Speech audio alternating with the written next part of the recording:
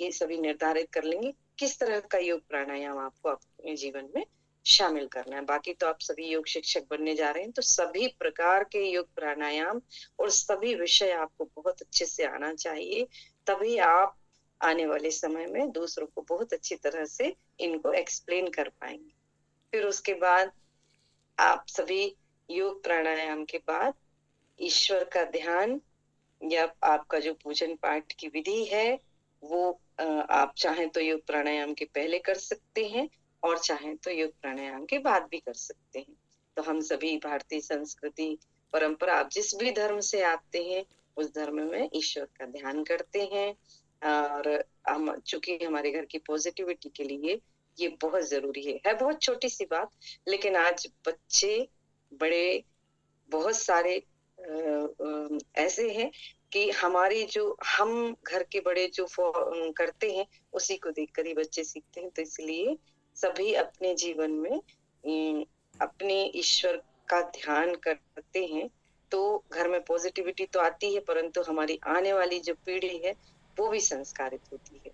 तो इसलिए हम सभी ध्यान रखेंगे कि इसको हम अपने जीवन में बहुत अच्छी तरह समाहित करें और अपने आने वाली पीढ़ी को भी इसको सिखाएं, इसका महत्व बताएं कि ये क्यों आवश्यक है। फिर उसके बाद हम सभी अपनी दिनचर्या की शुरुआत, जैसे कि आप खाली पेट आपको क्या लेना है, कोई एक ग्लास गुनगुने पानी के साथ, चाय नहीं, मैं जैसे कि मैंने बताया नारियल पानी ले सकते हैं या कुछ, तो वो भी योग प्राणायाम करने के कम से कम 1 घंटे बाद, आधा से 1 घंटे का अंतर आपको रखना ही रखना है।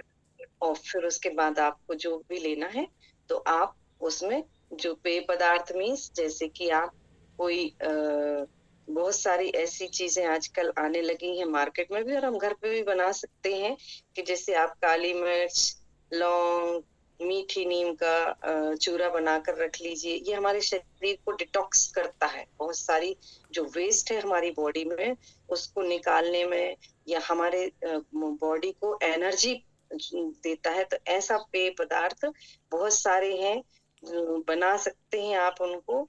तो इसमें बहुत सारी चीजें आजकल हम देखते हैं कि सहजन के पाउडर का, यानी कि मुनगे की जो पाउडर है, क्योंकि उसमें कैल्शियम की मात्रा बहुत अच्छी रहती है, तो वो पाउडर भी आप बना सकते रख सकते हैं। वो भी आप थोड़ा सा जो काढ़ा बनाते हैं सवेरे पीते हैं तो उसमें ऐड कर सकते हैं। हमारे यहाँ हमारे परम पूजनीय स्वामी जी महाराज ने दिव्य पेय बनाया हुआ है जिसमें मुलेठी का पाउडर और बहुत सारी जड़ी बूटियां शामिल है, तो आप वो भी ले सकते हैं। उसको जरा सा आधा चम्मच हम डालते हैं। आपको एक बात बताऊं मैं कि हमारे पड़ोस में एक भाई साहब रहते हैं, उनको हमेशा बहुत ठसकी, जानते हैं ना, थोड़ी सी खांसी चलती है, 12 महीने चलती थी। उन्होंने स्वामी जी का दिव्य पेय पदार्थ लेकर आए और घर में उसको प्रतिदिन प्रतिदिन थोड़ा सा एक काढ़ा बनाते हैं लौंग काली मिर्च का, तो मीठी नीम की पत्तियां डालते हैं, सहजन का थोड़ा सा पाउडर डालते हैं, अदरक जरा सा किस के डालते हैं और वो दिव्य पेय का आधा चम्मच डालते हैं। तो आप विश्वास नहीं करेंगे, 1 महीने में ही वो साधारण जैसी उनकी आवाज थी वैसी साधारण आवाज वापस है और वो उनको खांसी की समस्या बिल्कुल पूर्ण रूप से उनकी ठीक हो गई। ऐसा हम अपने जीवन में शामिल कर सकते हैं। वो हो गया। फिर उसके बाद आप सुबह, अब वैदिक दिनचर्या के अनुसार आप दिव्य पेय पदार्थ लेने के कम से कम आधा 1 घंटे बाद अपने थोड़ा सा कुछ भी स्वल्पाहार यानी नाश्ता आप लेते हैं, तो वो कैसा लेते हैं ये आप निर्धारित करेंगे। आप दिव्य पेय लेने के बाद चाहे तो सुबह सुबह मॉर्निंग वॉक का भी, तो आप या तो योग प्राणायाम के पहले वॉक करने जाना चाहते हैं तो पहले, बाद में जाना चाहते हैं तो बाद में, आपकी सुविधा अनुसार प्रतिदिन सुबह मॉर्निंग वॉक का भी नियम हमें बनाना है।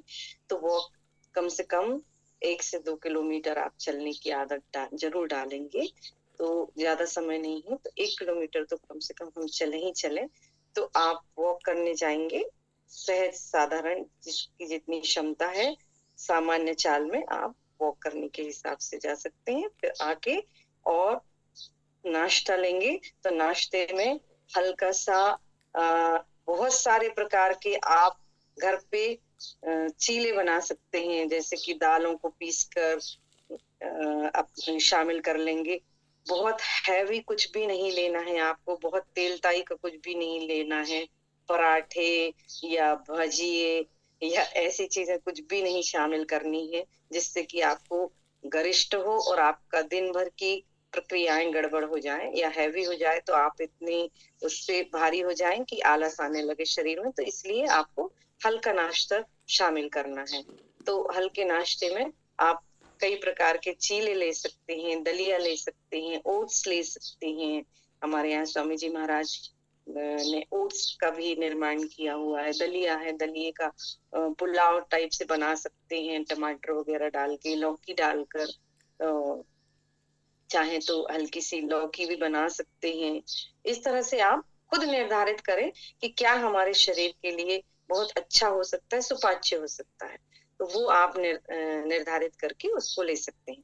फिर उसके बाद अ, नाश्ता करने के बाद अब आप अपनी दिनचर्या शुरुआत करेंगे। आप जो भी काम करते हैं, उस हिसाब से आप अपने कामों को निर्धारित करेंगे। आप एक गृहिणी हैं तो घर के काम करेंगी और सुबह-सुबह बहुत काम होते हैं चूँकि और सुबह हमारी ऊर्जा भी बहुत अच्छी होती है, तो आप जितने ज़्यादा से ज़्यादा काम सुबह कर सकते हैं, वो सब इस दिन में सुबह निपटा लेंगे।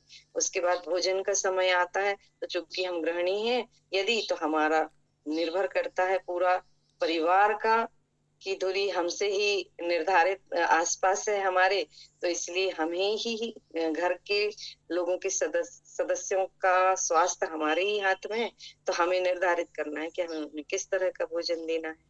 तो जब भोजन की बारी आती है, तो भोजन किस तरह का देना है, इसके लिए एक कहावत है कि सुबह का जब हम नाश्ता सुबह कहते हैं सुबह का नाश्ता एक राजकुमार की तरह, दोपहर का भोजन एक राजा की तरह और रात का खाना हमें एक भिखारी की तरह खाना चाहिए। इसलिए कहा गया है क्योंकि रात का खाना हम सभी जानते हैं कि हम रात के बाद फिर जब खाने के कुछ देर बाद 3 घंटे बाद जब हम सोते हैं, तो हमें पचाने में भी हल्का हो और नींद भी अच्छी आए, इसलिए रात का भोजन भिखारी की तरह यानी कि बहुत कम, बहुत सीमित मात्रा में और खाना चाहिए और दोपहर का राजा की तरह मतलब राजा एक अच्छी अवस्था में होता है, तो इस वजह से और उनका भोजन सीमित होना चाहिए मतलब अच्छा ही होना चाहिए, ऐसा बहुत ज़्यादा नहीं। राजकुमार मीन्स एक युवावस्था का राजकुमार होता है, तो वो चाहे तो अपने शरीर के हिसाब से बहुत अच्छा खा सकता है, इसलिए कि कहावत है, तो दर्शाने के लिए कि हमें कैसा लेना चाहिए। तो दोपहर का जो भोजन है, फिर उसके लिए हमें सबसे पहले भोजन के पहले हमेशा शामिल करना चाहिए, अपने भोजन के पहले 1 प्लेट सलाद। तो आप सलाद ज़रूर लें।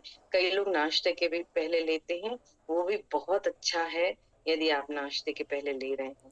या आप चुकंदर का जूस ले रहे हैं, गाजर का जूस ले रहे हैं, तो ये सारी चीज़ें आपकी बॉडी को एनर्जी तो देती ही हैं।